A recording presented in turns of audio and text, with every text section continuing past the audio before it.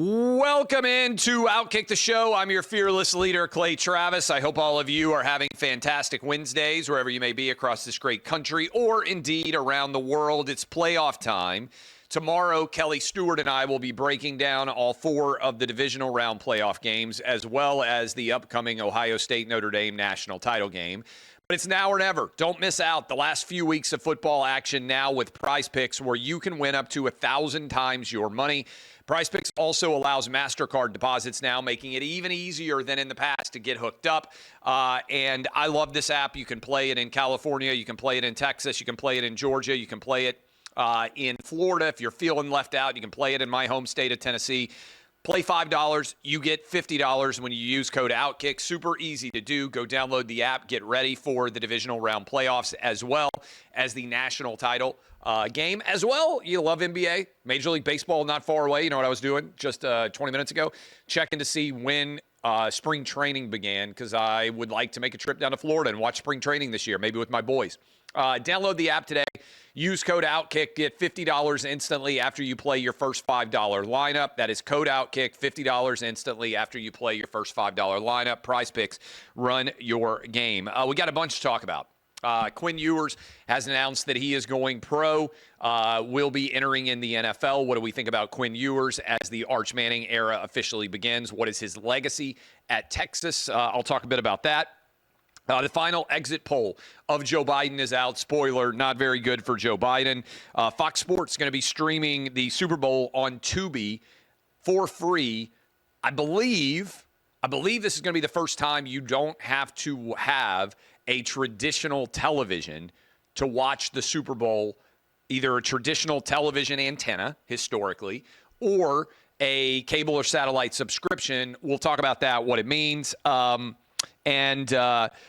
Somehow it's become orthodoxy officially now with the vote in, trans women in sports or trans men, however you want to say it. Dudes pretending to be chicks are Democrat orthodoxy to be allowed to play in women's sports. We will discuss Gaza ceasefire. What is the impact there? But I want to start with a story that I think is actually one of the most interesting in all of media, in all of politics, in all of business.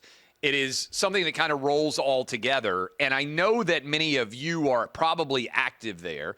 And I know that we have had so many videos go viral to the extent where I've had kids coming up to me and they're like, oh, I saw your TikTok about WNBA versus high school boys basketball. Or I saw your TikTok about ESPN not covering the national anthem and the moment of silence at the Sugar Bowl. Man, it went viral. There's 2 million people who watch that. 6 million people watch my WNBA. I mean, there are a lot of videos out there that OutKick have had go mega viral on TikTok. Right now, at least publicly, TikTok is putting out the word that they will shut down their app on January 19th. That is the Sunday before Donald Trump takes the oath of office at noon Eastern on the facade there, the outdoors of the Capitol. What's actually going on? This is a complicated story, and it's one that I don't think most people really understand or have given much thought to. So let me start here. I'm going to give you my perspective, but first, the way this will work. I feel like a lot of people don't really understand this.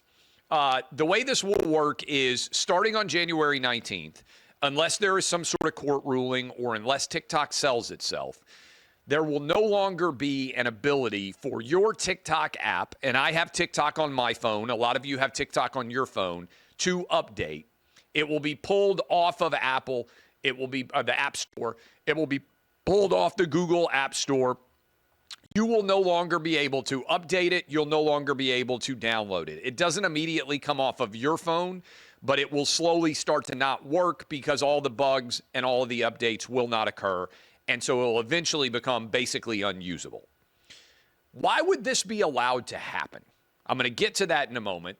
My perspective on this, and I listened to the Supreme Court argument, read all about it. My perspective on this is TikTok should be treated like the Wall Street Journal, like Fox News, like MSNBC, like CNN, like any other media outlet. we would not allow any of those media outlets to be owned by a foreign adversary.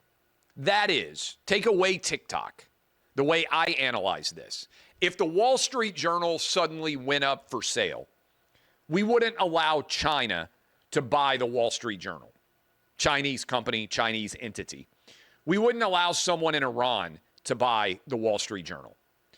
We wouldn't allow any foreign ownership of the Wall Street Journal because we believe that American media interest should be owned by American media companies. That logic should apply to TikTok. So TikTok, given its power and my opinion that it is a media company, should not be allowed to be owned by a Chinese organization. Makes sense to me. Just like the Wall Street Journal or CNN or Fox News or any other number of organizations in media would not be able to be owned by a foreign national. Okay? Second part of this.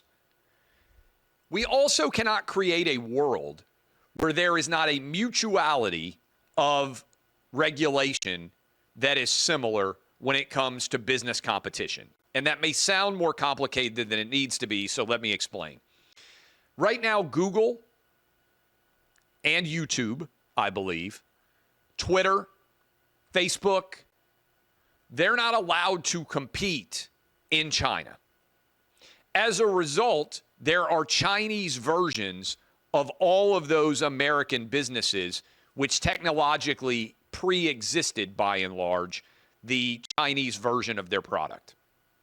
China won't allow Google, YouTube, Twitter, Facebook to compete in its market.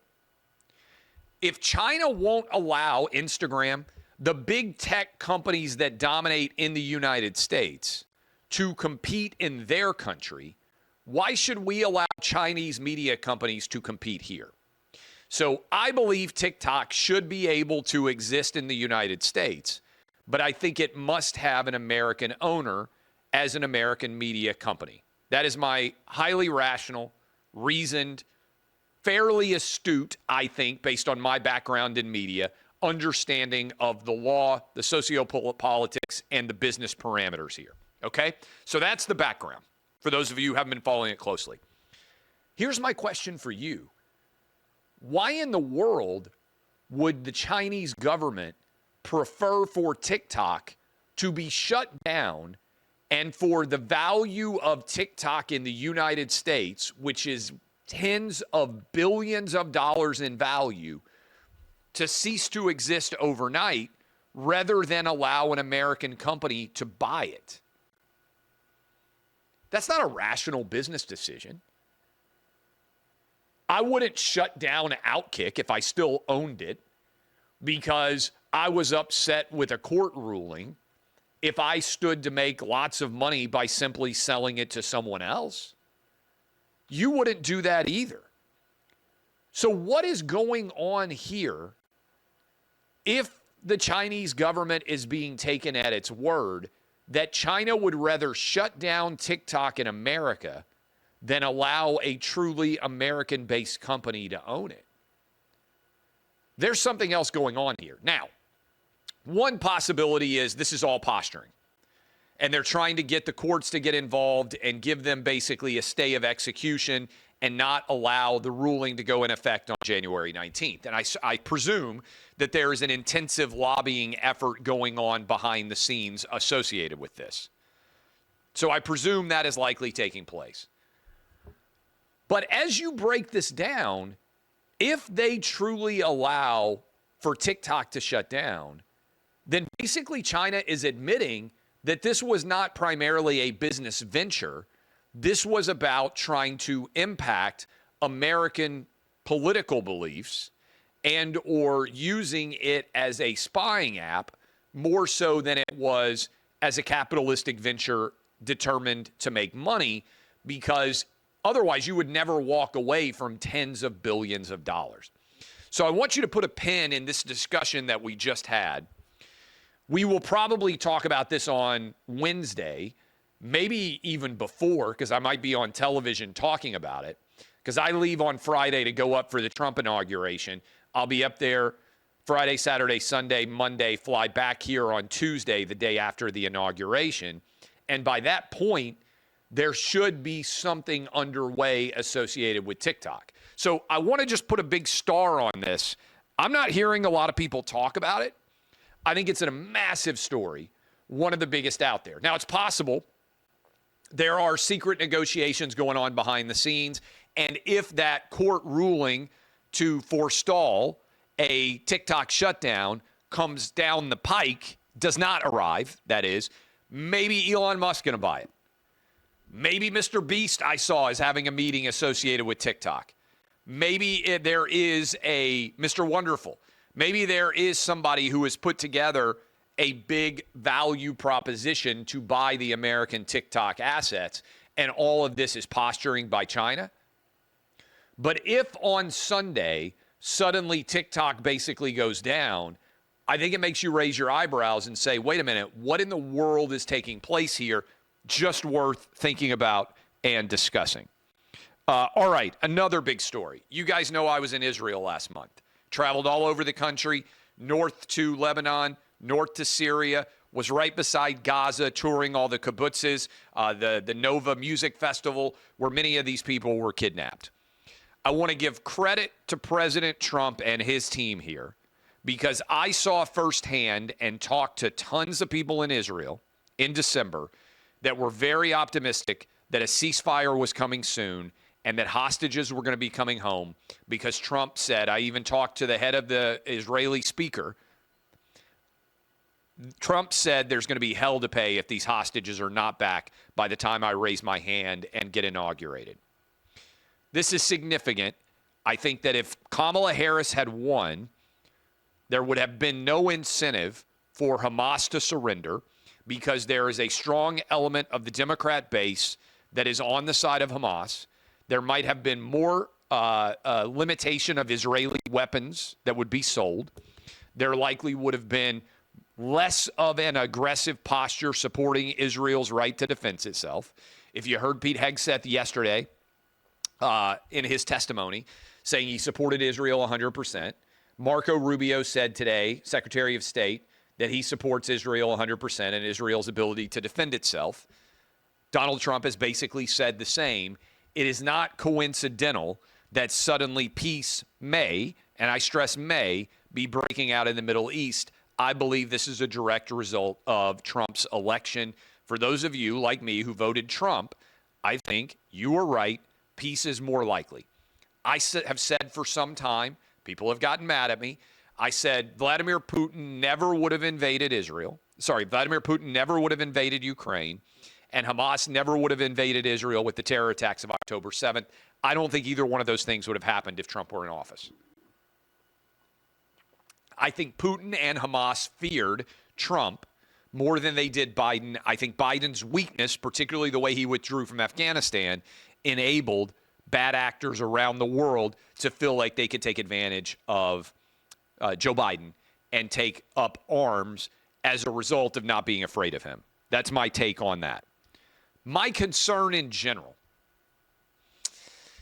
the reason Hamas took hostages is to get Palestinian prisoners released from prison, and also to try to have some political power and negotiating leverage with Israel. All the taking of these hostages has done is further, based on this deal, and this is, I'm not blaming Israel for this or any other nation that deals with it, but when we give a deal to Russia for Evan Gersovich and for Brittany Griner, remember, they got the merchant of death. We got Brittany Griner, maybe the worst trade ever. When you negotiate with dictatorships, authoritarians, terror organizations that have taken hostages, ultimately all you are doing is encouraging the further taking of hostages, because those bad actors, whether it's Russia, whether it's Hamas, whether it is any other organization out there that has, North Korea back in the day, ill intent for the United States, China, all you're doing is encouraging them to take more prisoners because it gives them bargaining chips. My concern is Hopefully Hamas has been destroyed and Hezbollah has been destroyed and the collapse of the Syrian supported government, Assad, that was supported by Iran and Russia. Hopefully all of that has given Israel the opportunity to not have to deal with another October 7th for a generation or hopefully even longer. I would love it if for the rest of my life we never see anything like October 7th ever happen again.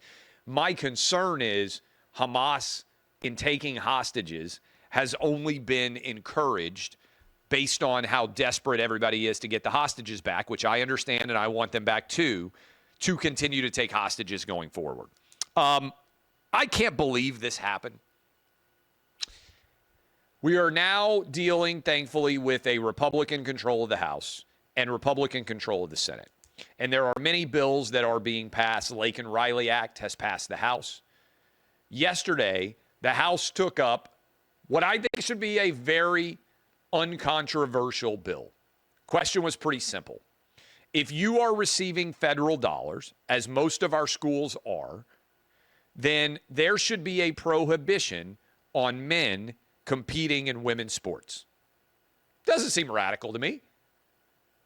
Seems like something that should pass and would have passed for much of my life overwhelmingly.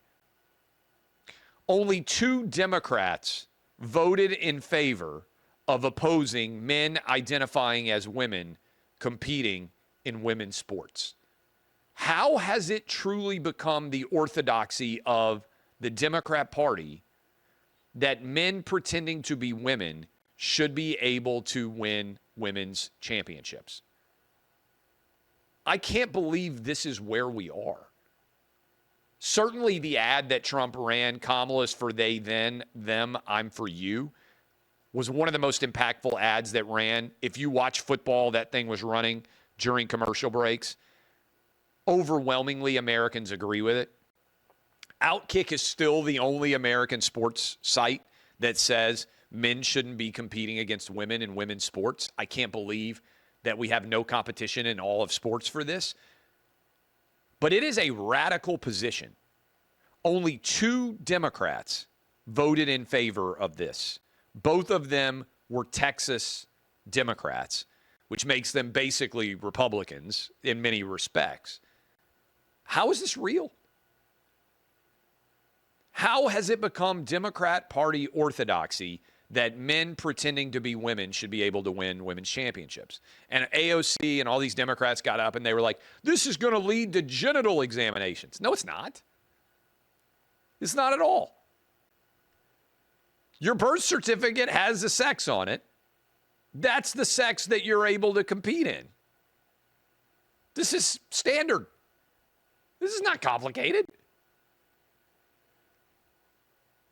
This doesn't apply to 10-year-olds. I coach 10U baseball, among many other sports. The best player, I think it was our 10U team, on our 10U team was a girl. Pre-puberty, I played back in the 80s on a team that had a girl. Pre-puberty, there are lots of girls that are really good at baseball and maybe even football. Flag football this past year, there are a bunch of girls that wanted to play flag football on the boys' team. You guys know this if you have kids. 8, 9, 10 years old, 11 years old. Until puberty happens, the girls can be bigger, stronger, and faster than the boys.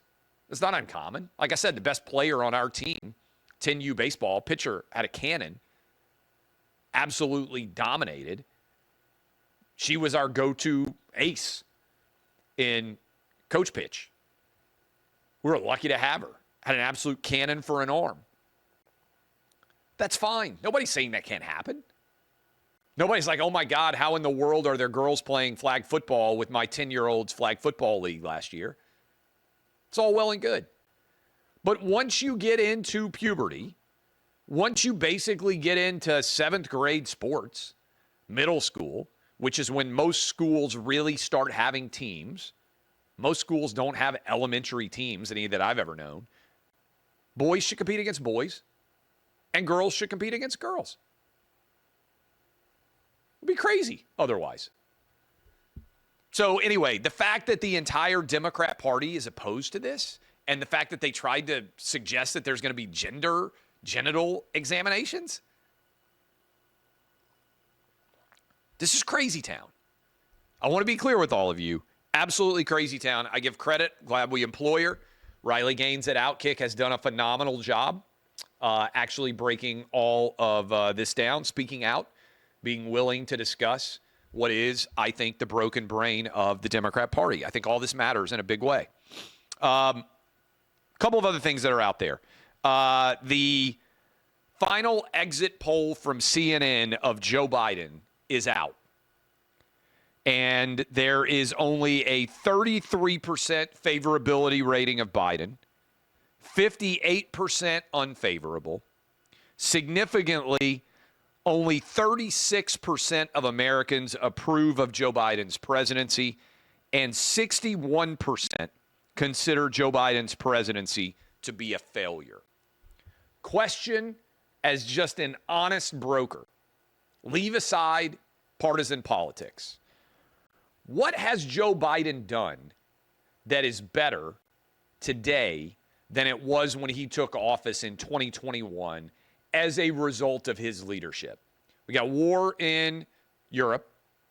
We've got war hopefully ending, but have had war in the Middle East. 21% increase in cost of goods. Overall violent crime has gone up substantially in most major cities in America during the time that Biden was in office. The COVID vaccine mandate was a complete and utter failure. Supreme Court struck it down. School lockdowns, not allowing kids to play sports, blue state shutting down parks and beaches, unmitigated disaster. Border, millions of illegals coming into the country. Afghanistan withdrawal, death. 13 dead. What has actually gotten better while Joe Biden has been in office? I asked this question. It's up on Twitter. You can answer it there. You can't even say that Biden beat Trump. And I'm thinking about this because Biden's got 5 days left and he's doing his goodbye address, farewell to the nation tonight.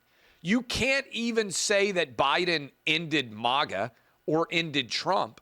Trump is far stronger today than he ever has been in his entire political career.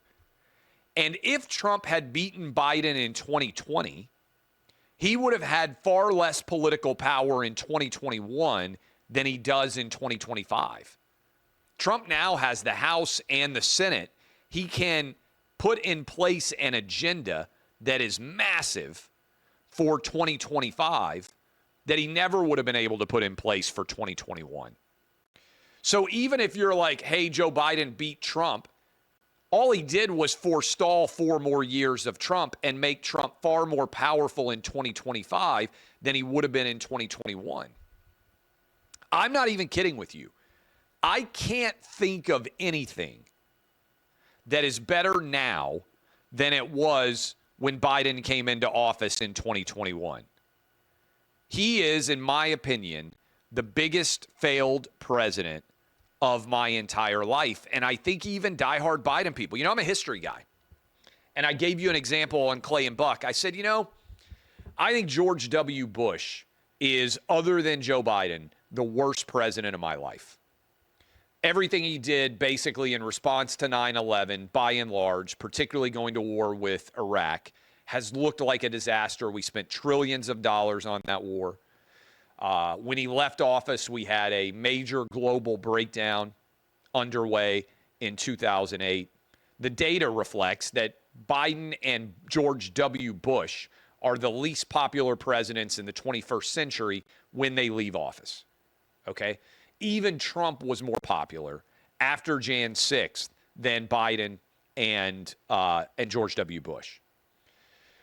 But George W. Bush, at least, if I'm trying to talk about the long scope of history, there's an argument that the Middle East in 40, 50, 60 years could be democratic, and Iraq could be one of the reasons why that occurred, because we remade Iraq. I don't believe it. I actually think that we just wasted trillions of dollars in Iraq. But the thing about history is you get judged 100 years later, and some people might look back and say, you know what, George W. Bush was right to have made that choice. The long arc of history, sometimes you don't know. I can't even point to anything that Biden did that could come to fruition, that could germinate, for lack of a better way of saying it, in the years ahead. I can't even contemplate what he has seeded that could turn into a magnificent result 40, 50, 100 years from now. At least Bush took big swings. I think he was wrong. I think Biden failed on everything he touched. I'll talk about this maybe a bit tomorrow after his farewell address, but I do think that's worth thinking about. A couple of other things out there. Quinn Ewers to the NFL, 21-5 as the starter at Texas, double trips to the playoffs. I think Quinn Ewers should get credit. I know it's been a tumultuous few years for Texas officially being back. Texas lost to Nick Saban, Rose Bowl. What was that, like 2008, if I remember correctly? Maybe the game was in 2009, I think. Maybe it was ish. But from that point to now, I think Quinn Ewers, along with Steve Sarkisian, can get credit for bringing Texas back. But I don't know that I buy into him as a NFL playmaker. Maybe he's a third or fourth round draft pick. I haven't seen the projections. This is based on me just kind of eyeballing it. Best game he probably played all year, I would say, was on the road against Michigan. I don't know that he ever lived up to the performance he had in September there. I know he hit a couple of big throws, 1-2 playoff games, fourth down throw that he made against Arizona State. Got him to the Final Four of college football, but I think a lot of people will forget about that. To me, this is a really weak quarterback draft class. I've told you before, Quinn Ewers, Cam Ward, Shedeur Sanders, Jalen Milroe, all of these guys that are out there in the quarterback class, I'm not sure I believe in any of them. It's why I'm not that excited that my Titans have the overall number one pick. I don't think that Quinn Ewers is going to be a star in the NFL. It's why I'm a little bit surprised that he didn't take money from another college team and decide to stay in college football. He may just be tired of playing college football and want to be a pro, and he may believe that he can develop into a solid NFL quarterback, and good luck to him. I've enjoyed watching him play at Texas. I just haven't seen any of these guys, Cam Ward, Shedeur Sanders, Jalen Milroe, Quinn Ewers. Carson Beck obviously is going to Miami, so he's not coming out. Nobody that I've looked at and I think, man, this guy looks like he's going to be an incredible stud quarterback in the NFL. No one that I want my Tennessee Titans drafting number one overall to take. Final little bit of news. I do think this is an important line of demarcation. The Super Bowl, which is going to be on Fox Sports. A lot of us at OutKick will be doing content for you down in New Orleans in advance of the Super Bowl taking place. It's going to be streaming for the first time ever. You do not have to have Fox or ABC or NBC or CBS. It's going to be on Tubi. So some of you out there do not watch at all legacy television networks, ABC, CBS, NBC, Fox. You don't have a cable or satellite subscription. You just have Netflix or Hulu or whatever, Disney Plus, whatever streaming options you have out there. This will be the very first year ever that the Super Bowl will stream. You can watch it for free, just like you had a cable or satellite package, antenna up in the air. You will be able to watch it streamed on Tubi, even if you don't ever watch traditional television. Huge line of demarcation. Prediction here, I think I tweeted this out already. Within a decade, the Super Bowl will be on a streaming service. Netflix, Amazon, ESPN Plus, maybe one yet to be determined going forward, whatever it's going to be. Feels inevitable to me that is where we are headed. But this will be the very first time for all of you cord cutters, for all of you who don't have cable and satellite, for all of you that don't have an antenna, never watch ABC, NBC, CBS, or Fox, the legacy broadcast networks, you can watch on Tubi. Feels like a big line of demarcation going forward in the larger media ecosystem. So put that on horizon if that is for you and you want to have a Super Bowl party and you just want to stream it and you don't have a cable or satellite package or any of the legacy networks because you don't have an antenna up, you'll be able to watch it on Tubi. All right. Love all of you.